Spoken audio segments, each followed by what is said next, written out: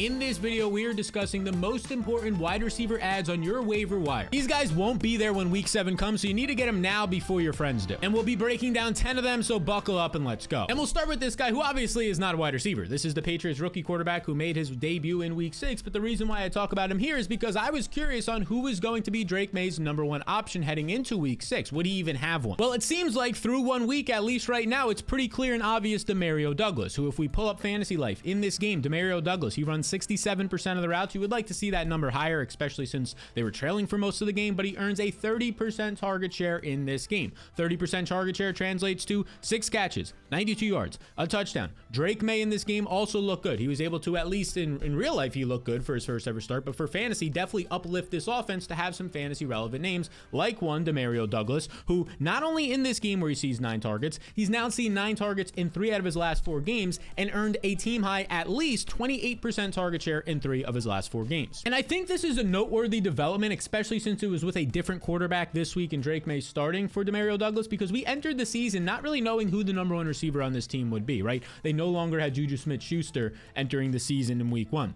Jaylen Polk was a second-round exciting rookie that they spent a lot of capital on. Demario Douglas showed flashes last year, but didn't really have any competition. They signed KJ Osborne. Entering week 1, all of a sudden, Tyquan Thornton was the X receiver. So like every single day in training camp and preseason, it was like a new guy was maybe going to be the #1 receiver. So now we're actually getting data, and it seems pretty clear and obvious that over the past month, it's Demario Douglas. And in this game with Drake May, he tripled any other receiver on the team in terms of targets. You see Demario Douglas, 9 targets while only running 28 routes compared to 29 for Jaylen Polk and 32 for Kayshon Boutte, who Kayshon Boutte comes out of basically nowhere. Kendrick Bourne was finally relevant, I was going to say, but was finally active for this game. He sees 22 routes, only 2 targets. So everybody else is seeing 2 or 3 targets. It's Demario Douglas with 9. If you scroll through, Hunter Henry had 4. He's an interesting ad in some deeper leagues. And then you can also see in here that we have 4 targets for Antonio Gibson, nothing really there. So for the most part, at least in this one game, it was the Demario Douglas show. And as I mentioned earlier, Drake May was good enough, at least for fantasy football, to kind of maintain this offense. 33 pass attempts. They got down big in this game. They were trailing by multiple scores for most of the second half, basically the entire second half.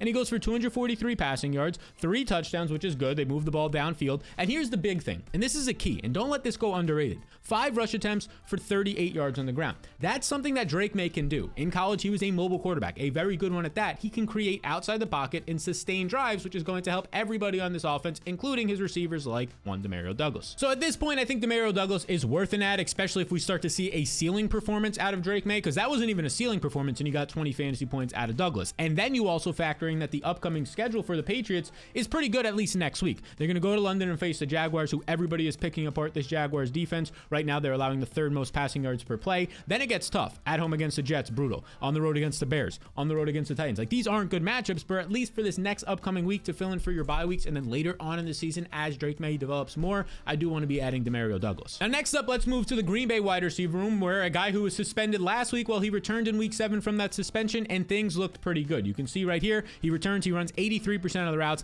basically is out there for all of the plays, sees a 14% target share. The target share for this game was pretty much spread all around for Green Bay. More on that in a moment. And you get from Romeo Doubs in this game overall, you get a 20-point performance, scores 2 touchdowns in this game, only gets 4 targets. Now, here's the thing. I'm not going to sit here and say like 4 targets from Romeo Doubs is good. No, we want more than that. But the thing to point out in this game was he could see more playing time, or at least a higher target share moving forward, because of one big reason. And that reason is Dontavian Wicks left this game with a shoulder injury and did not return. Now, after the game, they said it wasn't anything crazy. It was just a sprain, but we'll actually see, because he wasn't able to return. A lot of the times, if it's not a major sprain, you can return to the game. So maybe he ends up missing a week. Maybe he ends up missing more time than that. We have to see as the injury reports come out on Wednesday, Thursday, and Friday of this week. Also in this game, we had Jayden Reed leave with an ankle injury, but he did return. But here's the thing. You have adrenaline. The ankle doesn't swell during the game. You might be able to compress it a little bit, and then after a day or two, maybe it does start to swell. Maybe he's a limited participant in practice. Maybe he misses a practice. That's something to monitor as well, which makes a guy like Romeo Doubs, who's always out there on the field, always has these touchdown upside, red zone upside, has nice hands, kind of was that squeaky wheel, complained, got suspended, then he gets work. It makes him a little bit more appealing now, because yes, this Packers wide receiver core coming into the year, we knew that they had 4 guys, but if they're all banged up, like Christian Watson just returned from an injury, he was banged up. Jayden Reed has been banged up multiple times this week, multiple times this year, not just this past week, and Dontavian Wicks is now banged up with a shoulder. We'll see the extent of it. Obviously, they're going to spread the ball around, but Romeo Doubs, at least right now, looks like the healthiest one, and somebody who's getting a little bit of a squeaky wheel narrative. And I think another big reason why I can get a little bit more excited about these Packers, even though they're spreading around the targets outside of Jayden Reed, who seems to always be a consistent producer, is because Jordan Love looked really really good this past week. Finally, for the first time this year, I felt confident about the film that Jordan Love put out there, but also just the accuracy. Completing nearly 22 of 32 attempts, nearly 70% of his passes. He's throwing for 258 yards on 32 attempts, so nearly averaging 8 yards per attempt. He had the 4 touchdowns. He showed a little bit of mobility as well. He kept drives alive, and he looked good in this game, which is what we need if we want any of our Packers not named Jayden Reed to be producing in the receiving corps. So I do think Dobbs is an ad, but I think the more priority ad here is Christian Watson, and I was shocked to see that he's available right now in over 60% of fantasy leagues. Watson looked like he was going to have a major and crazy injury. That's why everybody wanted to add Dontavian Wicks, but he only ended up missing 1 game. It wasn't a high ankle sprain. It was like a medium ankle sprain. He came back,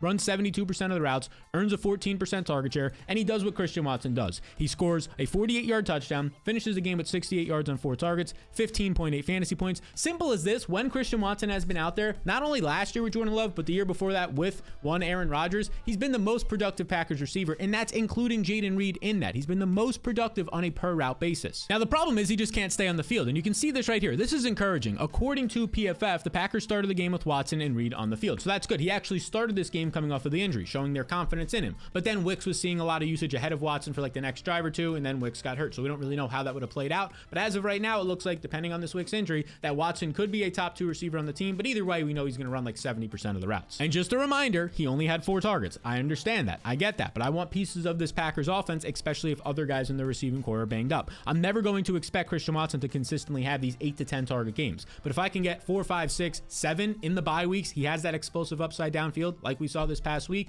and Jordan Love is playing well I'll take that. And I'll take that especially when you look at the upcoming schedule. Maybe no team, there's maybe 1 or 2, but this is one of the best schedules for wide receivers coming up. At home against the Texans, you can pick them apart. Then they go on the road against the Jaguars. We just said they allowed the 3rd most receiving yards per game this year. And then they're at home against the Lions, which every single Lions game this year is putting up like a 52 to 53 point total, and I think that one will as well. So be sure to add those Packers wide receivers, but like, what order should you rank all these guys in? Like, I like Watson ahead of Dobbs, but what about Demario Douglas and all the other guys we're going to talk about? That is the number 1 question I get every single week. Yeah, but where would you take these guys? Where would you rank them? Your fab budgets, your priorities. Well, I have that tool right here. This is this week's waiver wire rankings and tiers. You can see the tight ends and the quarterbacks are on the screen. If I scroll over, you would see 20 plus wide receiver and running back names, and you can get that linked down below in the description, as well as with the QR code on the screen in my fantasy blueprint. That's just one of the tools that you get. You get tools every single day during the week that will help you win your matchup and your league. Now, I mentioned the link is in the description below. We'll take you to this page where you just follow these 2 simple steps to sign up through one of our partners, either Underdog Fantasy or Better right here. Better is the other one. You can see, and the reason why you want to sign up through them is because then you get it risk-free this season when you sign up through one of my 2 partners. Now, what does risk-free means? It means it's a one-time payment of $10 Rooskies, and if you don't make your fantasy playoffs, you just reach out and I send you that $10 right back to you, no questions asked, which makes it 100% risk-free. Over 20,000 people are currently using the blueprint this year right now to win their league, so if you want to join them and use the tools that I use in all my leagues as well, you can scan the QR code on the screen or click that link in the description below, and what you're going to do with those tools is smack around your league mates. And the next man I want to talk about is Juju Smith-Schuster, who a lot of people might say, oh,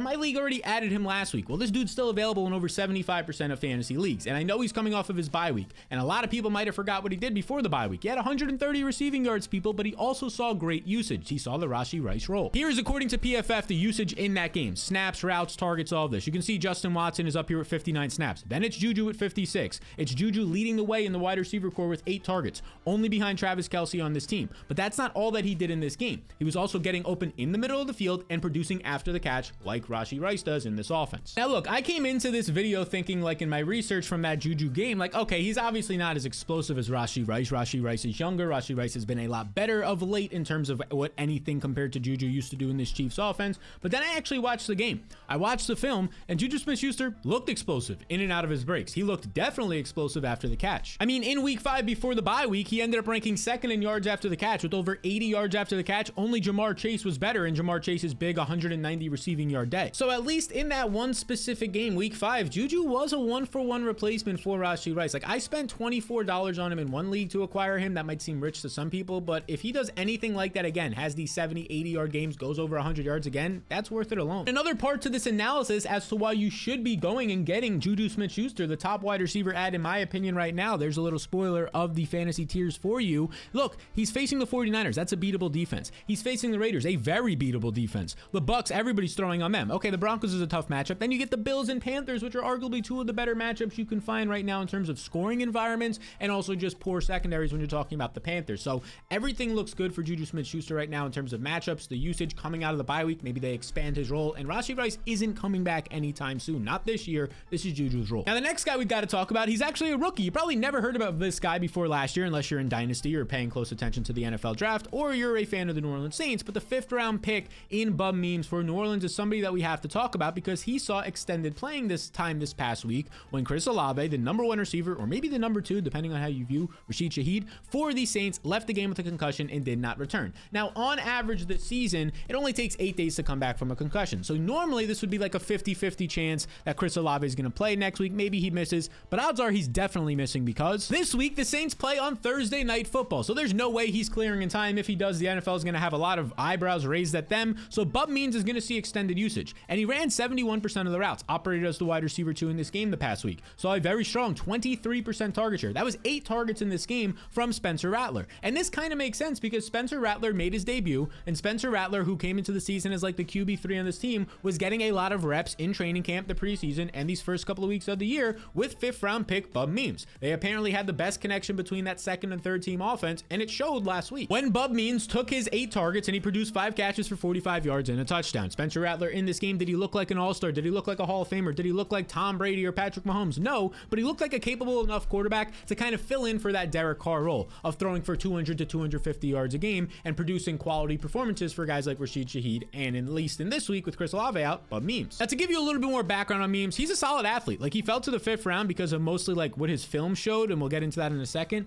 4.34 40 time, that's great. 92nd percentile speed score, has good burst, has a good catch radius. When you're talking about his size in terms of like red zone upside and scoring a touchdown this past week, 212 pounds is completely fine. 6'1" is completely fine. He looked solid out there if you're watching his film. Now, if you're talking about what he did in college, he went to Pittsburgh, and this wasn't an offense in Pittsburgh that was known for throwing the ball around the yard, but he did have 700 yards last year. Nothing flashy, never had a 1,000-yard season, but again, that's kind of the offense he was in. Did earn a 24% target share, so was able to earn targets last year, was able to earn targets in his first extended playing time in the NFL, 8 of them with a quarterback that he has a connection with. Like, if you're in a bind, if you need to replace Chris Olave this week, you can do worse than Bum Means. Look, I know the matchup is brutal, and like you're probably only going to get a 1-week replacement out of him, maybe, or if Rattler continues to start, which he's expected to until Derek Carr's back for 2 to 3 weeks, maybe Bum Memes in your 14-team leagues or deeper is interesting. But look, this week against the Broncos at home, yeah, it's a tough matchup. Yeah, you have Patrick Surtain out there, but I don't think Bum Memes is going to be the guy that they're going to put him on. Maybe Rashard Higgins sees a lot of Surtain. I think Bum Memes could be a guy that goes out there and gets you a 10+ point fantasy day, and that's all you really need in some of these bye week replacement options. So consider adding him, but a guy that I think is really sneaky, and he might be my sleeper of the week this upcoming week. I actually had to play him in one of my 12-team leagues with 3 flex spots this past week, is Noah Brown of the Commanders. And Noah Brown is a guy who's honestly just completely underrated.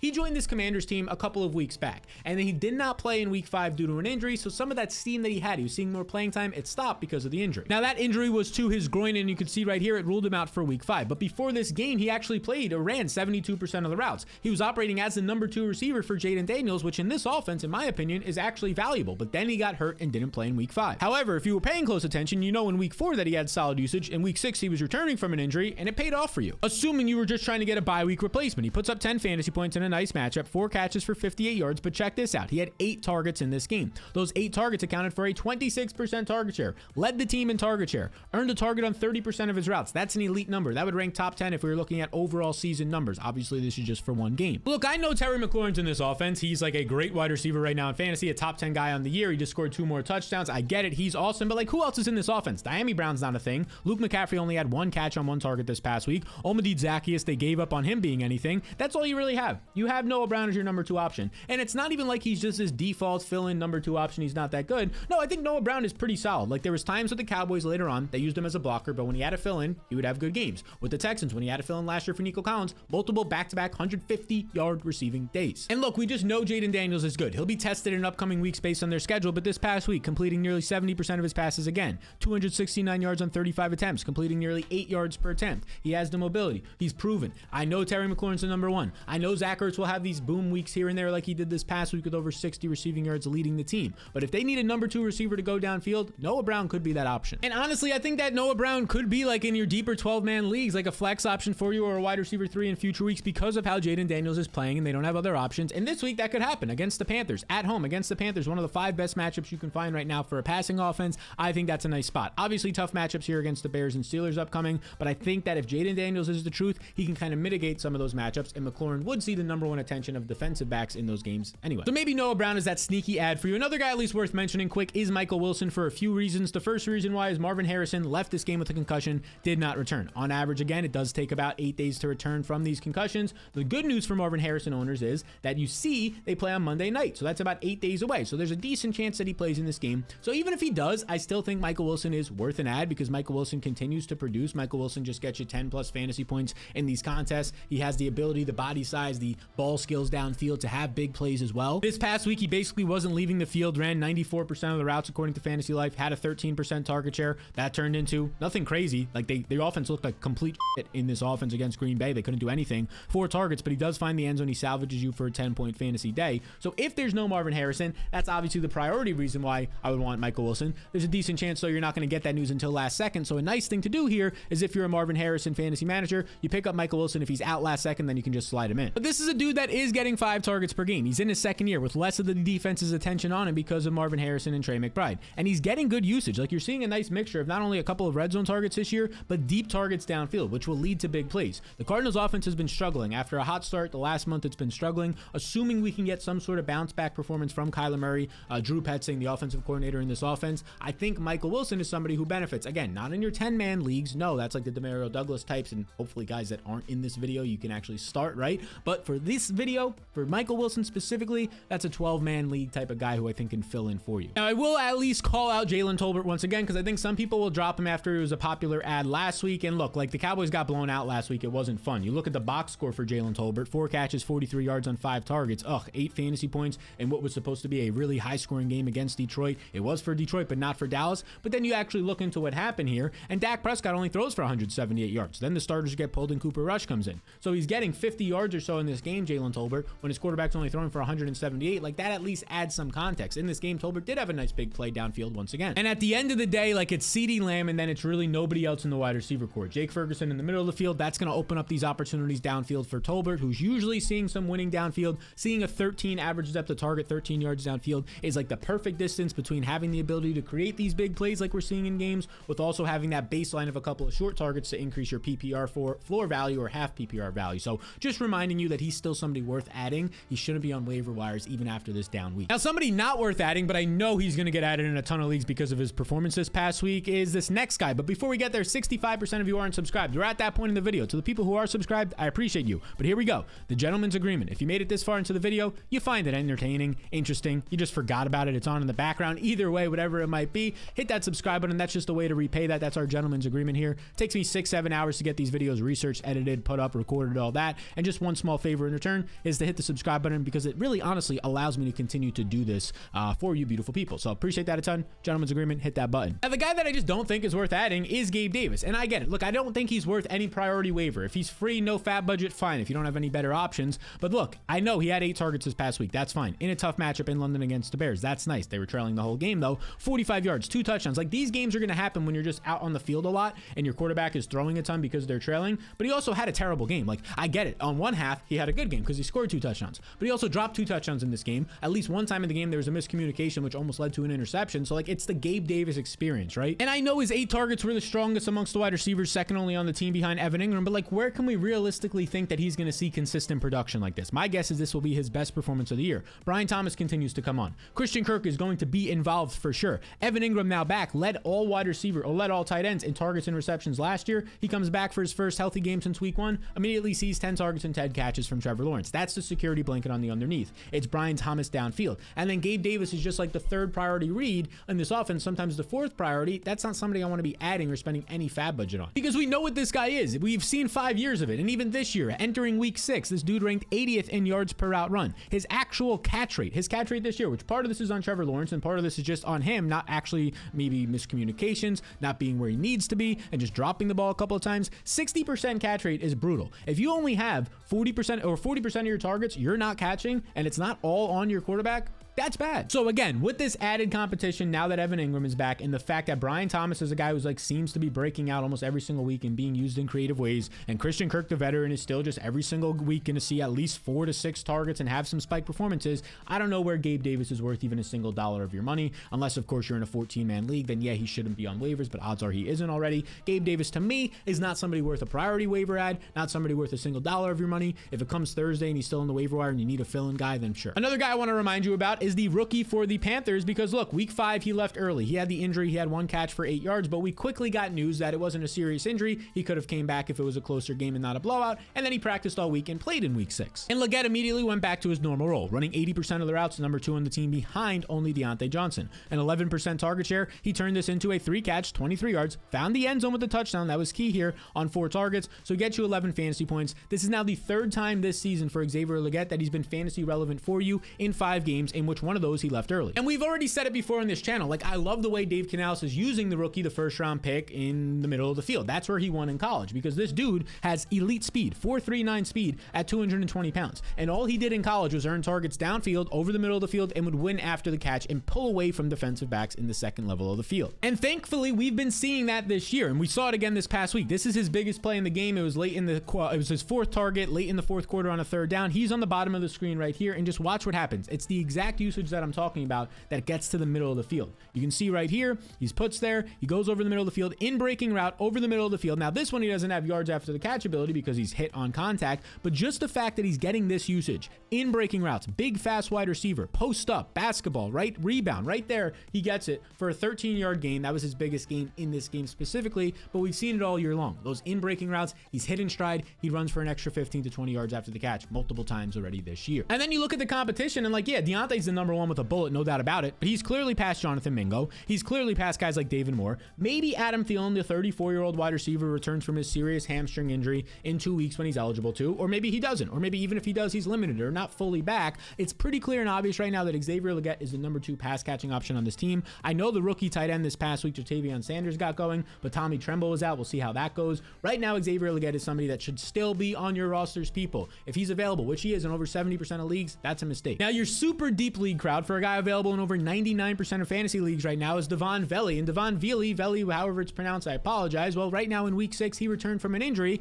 and he immediately saw a decent role. We saw him in week 1 run 61% of the routes as a late round rookie. Apparently, he had a great camp. Saw a 20% target share. That was good. This past week, run 71% of the routes returning from injury. There's no Josh Reynolds who's on IR in this game. Sees 17% of the targets. That ends up translating over to a nice day for him. 4 catches, 78 yards from Bo Nix, leads the team there, has 6 targets in this game. So now for the 2nd straight time this season, he's only played in 2 games. Both of those games, he's had at least 11 fantasy points. Both of those games, he's had at least 6 targets. At least something to mention for these deeper leagues. And the profile of Devon Vili is actually nice. Like, he's not just this guy who had a couple of luck box targets so there's nobody on the field. No, he's an athlete. He has an 86 percentile speed score, above average burst, and above average catch radius according to Player Profiler. You scroll over here to his size, and this is a bigger wide receiver. 6'3" or 6'4", 203 pounds. He's already beat out Troy Franklin, an earlier round pick in the NFL draft, for actual usage. Sean Payton has praised Devon Vili both in the preseason and heading into this week for work ethic, getting on the field, a big body. He likes the big bodies, all these types of things. Pause. It's just a guy for these deeper leagues that, I mean, he's a rookie. Twice now he's shown that he can produce in 2 games in the NFL. It's worth talking about. It's also worth talking about Rashard Bateman. Finally, Rashard Bateman, back-to-back solid games in the NFL. Wow, it's finally happening. We saw it last week. Very quietly, he puts up 15 fantasy points, finds the end zone on a very nice 8 targets in a shootout against the Bengals. This past week, when you get less overall pass attempts from Lamar Jackson, just like 30 pass attempts or so, 71-yard performance in another nice matchup, 4 targets, and for the 2nd straight week, get you at least 11 fantasy points. I just want to bring this up because, like, it's just nice to see Rashard Bateman actually healthy and him producing not only at the line of scrimmage with his route running, which is what he's known for, but also downfield. We've seen multiple big plays downfield from him this year, and that's encouraging. Of course, the knock against him is this is still a team that wants to run the ball first. This is still a team that Zay Flowers is emerging as the number 1 option. This past week, we saw Mark Andrews get going a little bit, although his routes are still not all the way back up, but maybe he's recovering from his injury last year. Maybe that's lingering, maybe a car accident this offseason that I believe was in August, all these things. So, like, those are downsides against Bateman, but that's why he's in, like, this deeper league section right now, because he's still out there running a lot of routes, earning targets right now. If you get 4 to 6 to 8 targets in some games from Rashard Bateman, that'll be valuable for a lot of you in your 14-man formats or 12-team formats with, like, 3 flex spots. So these are the wide receivers you should be adding, not now, but right now in your fantasy leagues. And if you want to see the running backs, which in my opinion, this is the best week on the waiver wire all season long for running backs, well, check out this video right here. It'll have everything you need. YouTube thinks you'll like it. I'll think you'll like it. And it just could be your favorite video of all time. So click on it right there.